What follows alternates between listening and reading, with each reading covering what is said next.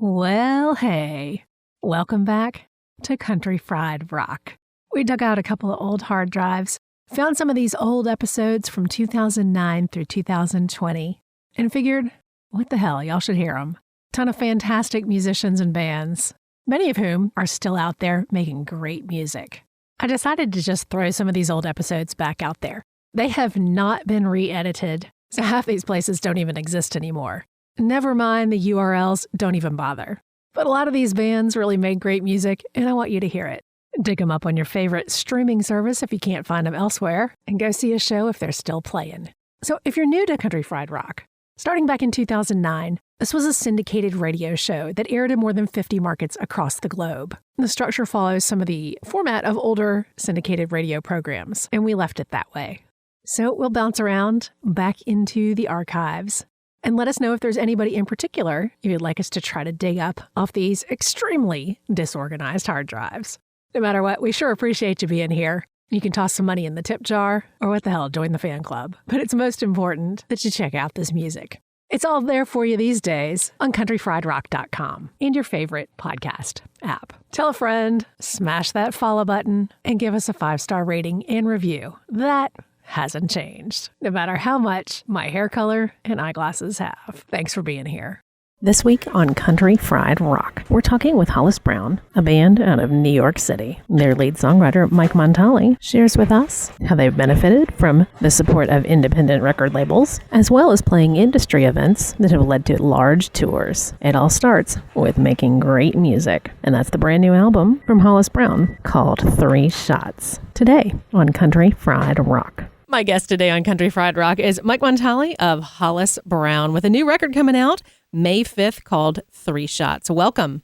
Hey, thanks for having me. I've followed your band for a while, and as I've listened to the different records, your sound has been evolving. What's happening for Hollis Brown?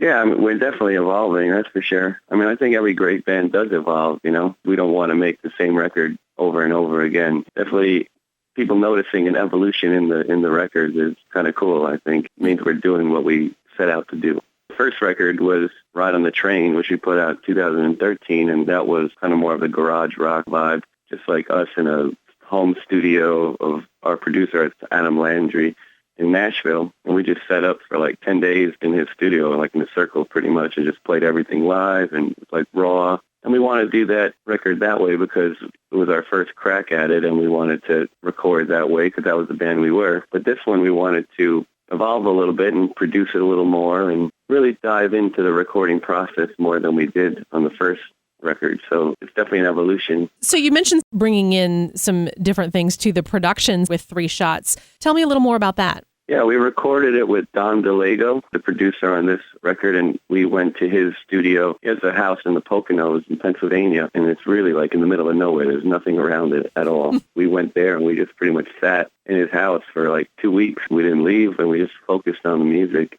We set it up in his living room as a live band, and we tracked a lot of the instrumentation there. But then we went back and we redid. For the first record, all the vocals were live in the same room with the band. This record, we tracked the vocals, and we did the vocals separately, and we did some guitars separately, and it was a little more of a modern style of recording onto Pro Tools and the whole nine than the original, than Ride on the Train was. So it was definitely we try to up the production quality on this one, and I think you can hear that. How did y'all connect with Don?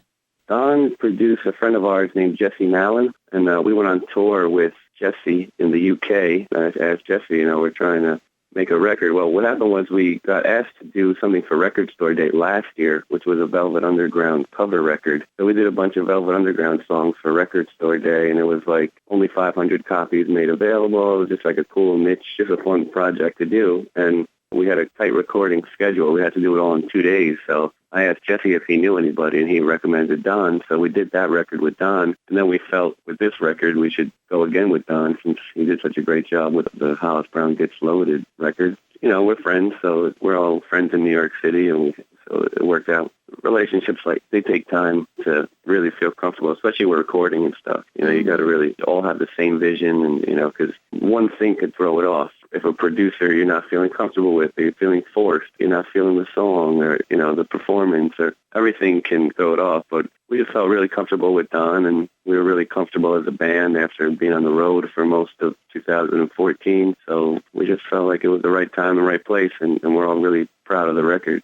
Do you all road test those songs before recording? Yeah, you take your whole life to write your first record, and then you have like 2 years to write the next record. So me and John, we've been friends since high school, so we've known each other quite a while, and we've written so many songs together, and we just wrote about 50 songs or 60 songs. And the thing about the first album, Ride on the Train, was we had all these songs. We went in and we recorded that, and then we had a year before the album even came out. Right. And then it's been 2 years since that. So we've really had like 3 years to nail down a bunch of songs that he's written or I've written or we wrote together. And then we just took them all to the band, at least 50 songs. And then we took them to Don, and then we pared that down to about 20 songs. And then from there, we tried to demo them and see what's going on. And then we recorded 12 of them, and then 10 made the record. It was a process, Hey, y'all, this is Sloane Spencer, the host of Country Fried Rock. We've had an incredible year with more people finding us on the radio and our podcast than we ever imagined. Thank you all so much. Careful what you wish for. You just might get it. Hey, this is Mike from Hollis Brown on Country Fried Rock. I think it's all time and place. We weren't too rushed to have this album done or any schedule, so we really took our time and made sure that we all believed in the songs first and foremost, and we believed in the way we were going to record it, and it came out really good. I know that y'all were on the road heavily during 2014. What is that looking like for you all with the new record coming out? Oh, yeah, we're going to be on the road quite a bit, actually. The new record comes out May 5th. We're actually going to be on tour with the Counting Crows this summer. Oh, great. It's going to be us, Citizen Cope, and the Counting Crows. We're doing 40 cities in the United States, and then we're going to go to Europe after that and headline in Europe for a month. So we'll be on the road for about 4 months probably promoting the new record. Yeah, I love it over there. We went there last year as well. I think we did 31 shows in like 32 days in about 9 countries. So it's kind of a whirlwind experience. But, it's such a cool vibe out there, and everybody's supportive of rock music, and they just love seeing bands actually play, Sometimes in the States you don't get that vibe die hard as you do out there. So it's nice. Well, so how did that connection come about? We put Ride on the Train out with Alive Natural Sound Records, and I think it just started taking off. And I think the label has a natural following in Europe, so we had some pretty good press and some pretty good attention just from putting it out with them. And then it started to take off in the Netherlands and couple other countries. So we had some festivals, and we got a booking agent out there, and we just did it the old-fashioned way and started touring out there to build it. But we went out there 3 times. So we went out there twice last year. Once was with Jesse Malin, where we just did the UK for 2 weeks, and then the other one was month tour, 5-week tour or something like that. So we just kind of built it. We got some good press and started seeing that people were buying the record. So we went after it and went out there and started playing. What does an indie label like that bring to a band like yours? I can only speak for us, but it brought us some validity.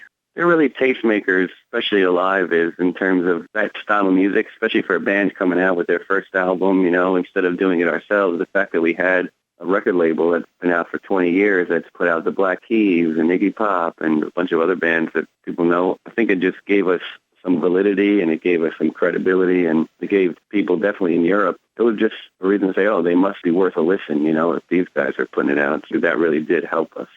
This time around, you all are doing some things a little bit differently. Started doing the record with Pledge Music because, we wanted to make the record that we wanted to make and that we felt was right. And we wanted to keep the audience that we built, involved in what we're doing. So we wanted people to say, hey, this is us right now working on this song in the studio. Check it out. And Pledge Music is cool because it's like a crowdsourcing site, but you can really take part in the process of the record. So you see it from start to finish. You can watch it on the website, So we did that to fund the recording so we can make the record we wanted to and how we wanted to and have it sound how we wanted to. And once we had the record in hand, it's coming out now on Julian Records, which is it's a label based out of New York City, and they're kind of a very artist-friendly label. So basically, they let you make the record you want and the album cover and everything. You basically present them with a finished product, and then you work hand in hand on the best strategy to get it out. So, they with our management, start the cycle how you want it to. You can hire whoever you want for PR, for radio, for this, that, or the other thing. So it's not like you're just in some mass machine that's already established and they just throw you in there whether or not you fit. It's really artist friendly, and they pick who works with each artist very specifically based on the record you make. For us, it worked out, and we're really happy with it. And I think in an artist at our band, our size, the size we are now, we couldn't have asked for a better, more ideal situation to launch the new record, because sometimes if you're on a major label, you're a small fish in kind of a big pond, and they already have their wheels in motion, and they work with the same people all the time who might not get the record you made. It might be more chances for not the best bang for your buck, so to speak. So I think with Julian, it really gave us an opportunity to, first and foremost, be creative and also try and get the music heard the way we wanted it to be heard, Well, so you mentioned album art. How did you all make those decisions? Well, we called a guy named Jeffrey Crow, who did our first record. He's a Live Records go-to guy for album art, and friends with him. So we were looking for artists to make the record, and I called Jeff, and I said, hey, Jeff, we want to do it's called 3 Shots. Soon-to-be wife said, it would be a really cool album cover would be if you just have a bullet look like it went through the whole album, so like the front is a bullet hole, and then on the back is like the exit hole, Mm-hmm. So I was like, wow, that's kind of really cool. So I told Jeff about that idea, and he kind of sent over 4 or 5 different looks and kind of just picked the one we wanted, and then showed it to the label, and pretty easy. And you've got some vinyl to really appreciate that art with. Yeah. Well, that was the thing that struck me, because once she said it, I was like, yeah, on a vinyl, that would look so cool. Just you see one side, then you turn the vinyl over, and it just looks like a bullet hole through a record. Mm-hmm. But that would be really cool. What did that creatively allow you all to do with liner notes, etc.? Well, you definitely put more into the vinyl. This time I wanted the art to be a little more minimal, one cool image that people get, but I just think the space of it looks so cool. The vinyl, there's something about holding it that's like a good novel or something. You just feel like there's more weight to it, because there's such a niche market for it, and people who are into vinyl are like die hard into vinyl. So if you can get a fan base that appreciates vinyl, it's better, because nobody's buying CDs and stuff, so you can get at least some records sold. It definitely has the special factor with it, especially now. Yeah, definitely. I was mostly listening to vinyl myself. When I'm home, I prefer vinyl. Hey, y'all, this is Sloane Spencer, the host of Country Fried Rock. Those of y'all who listen on our podcasts, it's a quick hit of just the conversation. If you want the full radio program with all the songs that we talk about, ask for it on your local radio station, joining 20 other stations across the country. Get the goods at countryfriedrock.org. Hey, this is Mike from Hollis Brown. If you want to know more about the band, you can check us out at hollisbrown.com. Find all our social media content there. I was just scoring a few little record store day specials myself yesterday, so. Oh, yeah? Did you get anything cool? Yeah, I did. Actually, there's this band from Alabama that was on the show a couple of years ago called St. Paul and the Broken Bones, and they did a 7-inch that was cut in the shape of the state of Alabama. So I had to get that. And then I'm a huge Replacements fan, so I had to get the Replacements 10-inch. Even though I have everything, I just had to get it. Right. Yeah, I love that band. They're great. Replacements in art. Alex Chilton. Yep, that's on this 10-inch. They're the reason that I learned about Big Star. Yeah, right. Big Star is one of my favorite bands. I love their first 2 records. Yeah, that number 1 really record. Good. Cool. There's a song called 13 Big Star did. Beautiful. Elliott Smith did a good cover of that one, too. Yeah. Total random tangential thing. I haven't heard the Jessica Lee Mayfield, Seth Avett thing of all the Elliott Smith songs yet, but I've heard about it. So. Oh, I haven't heard that either. What got you in the music bug? Oh, man. Probably, definitely the Beatles. That was my first love affair with music, was listening to the Beatles in like 4th grade or 5th grade. Yeah. Just said, oh my God, this is incredible. That would be my number 1 group, or I think they're the most important and the best as well artists of modern pop world. I think they're brilliant. But I think for this record, I was listening to a lot of Ziggy Stardust is a record that I really love. Velvet Underground, a huge influence on us. It's so hard to pinpoint, I feel like especially today with the way the internet is and everything is so quick, it's hard to get inspired by one particular thing. I feel like it's just society and New York City and just the whole way things go that, it's hard to pinpoint one inspiration now. There's so much coming at you. Do you have buddy bands that y'all like to play with? Oh, yeah, of course. Yeah, there's tons of bands. I mean, Jesse is obviously a really good friend of ours. Each city kind of has its own band that we associate it with. Mm-hmm. There's a band called John the Conqueror, who is in Philadelphia. Love That's them. on a live record. It's a really cool band. Yeah, I don't know. There's just so many bands. You know, me and John, we grew up in New York City, so there's musicians everywhere. There's a band called Caveman coming out of New York that's really good. Yeah, there's just so many. I feel like you meet musicians all over the place in this city. How did you all end up partnering with Counting Crows and Citizen Cope for this big tour?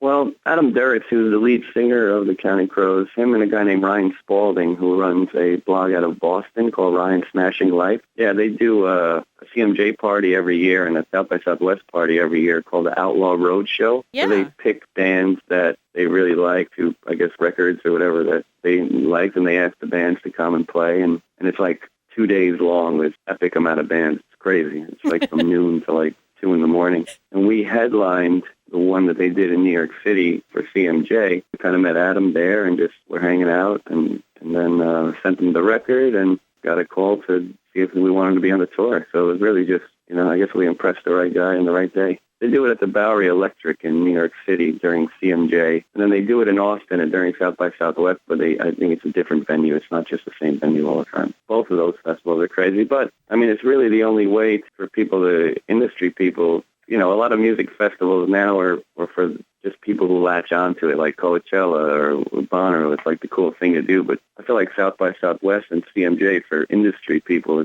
they're really like the only way that you can try and get people to your show. In South by Southwest, we had Julian Records there and a guy from the agency group, and then we had European booking agents and European record labels and journalists all in one room at the same time. It's like, that's not going to happen anywhere else for a band, you know? Right. And for the scale where we are, we hit up Americana Fest in Nashville and Folk Alliance because that's where we hit and IBMA when possible.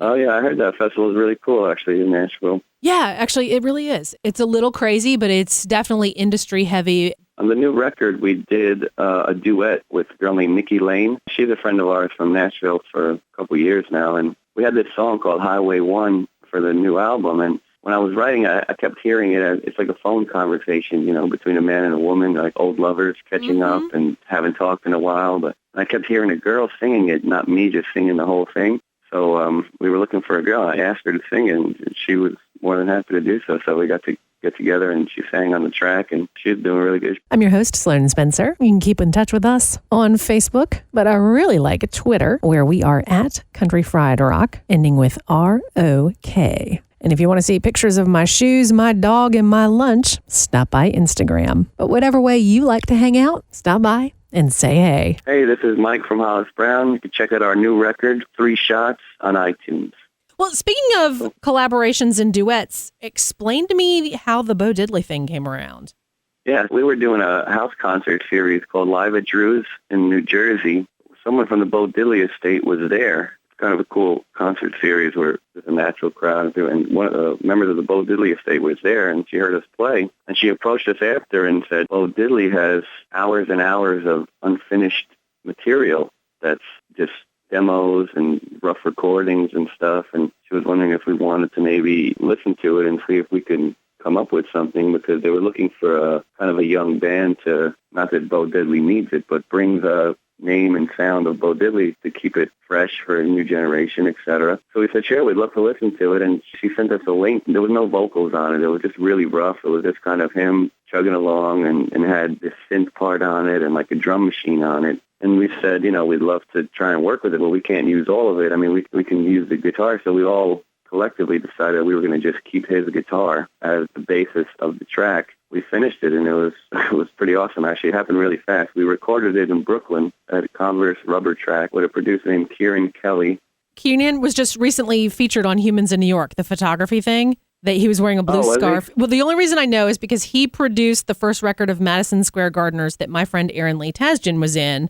Yeah, I know. He did that record, and he did like Subjan Stevens' Illinois record, I think. Yeah. He's done a bunch of stuff. Yeah. But anyway, yeah, small I didn't world. know that. He's a really cool guy, actually. We're friends.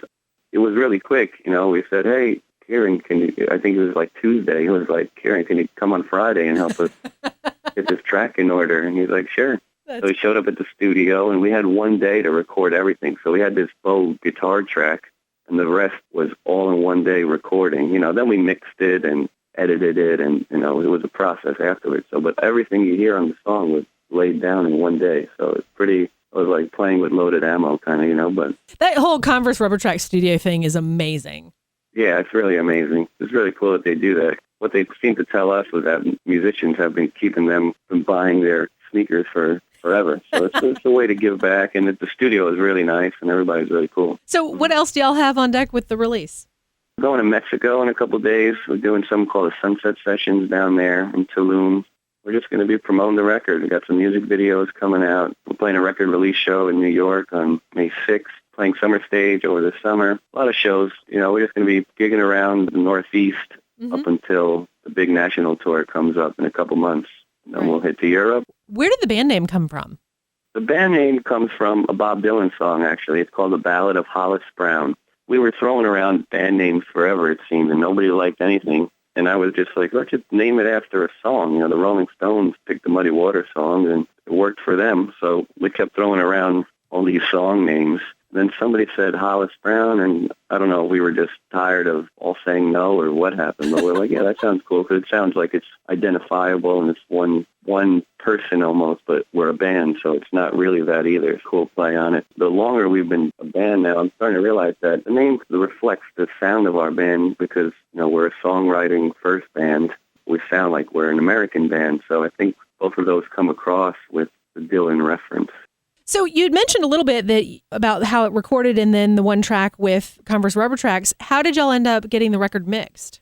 Yeah, well, it's cool. We had Don DeLego, who produced most of the record, and then we had Kieran, who produced one song, and we had Wait For Me, Virginia, which Adam Landry produced from our session that we did while we were on tour. We just stopped by. So we had all these music that was very cohesive, but it all was recorded kind of in different ways in different places. So we needed the right guy to just mix it all together and make it sound like it's one record. We got John Agnello to do it, who's been a friend of mine for a couple of years. I've always wanted to work with him, because I think he makes incredible records. He did the Kurt Vile record. He's on Phosphorescence, latest record, Dinosaur Jr. I mean, you name it, he's worked with it. He's Mick Jagger. I mean, the guy's been all over the place. So he's one of the best mixers in the music business, period. I got to spend a week with him pretty much mixing the album in Brooklyn. I really just learned so much from the guy. It was really a great experience to work with someone who's done the job as well and as often and as successfully as he has, so it was great.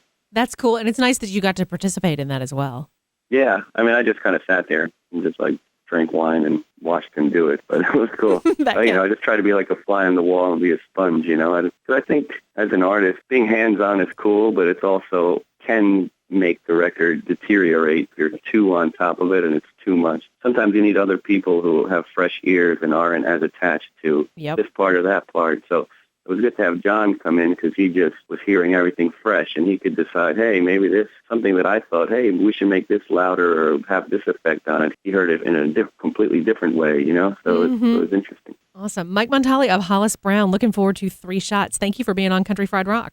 Thanks for having me. CountryFriedRock.org. Copyright 2015. All rights reserved. Our 2015 bed music is from Drivin' and Cryin's debut album, Scarred But Smarter. Got a great band you want to hear on Country Fried Rock? The best thing to do is tweet us at Country Fried Rock. That's Country Fried, R-O-K. You can subscribe to our weekly podcast on iTunes. Just search Country Fried Rock. Country Fried Rock radio programs are distributed to public radio through the Public Radio Exchange, prx.org.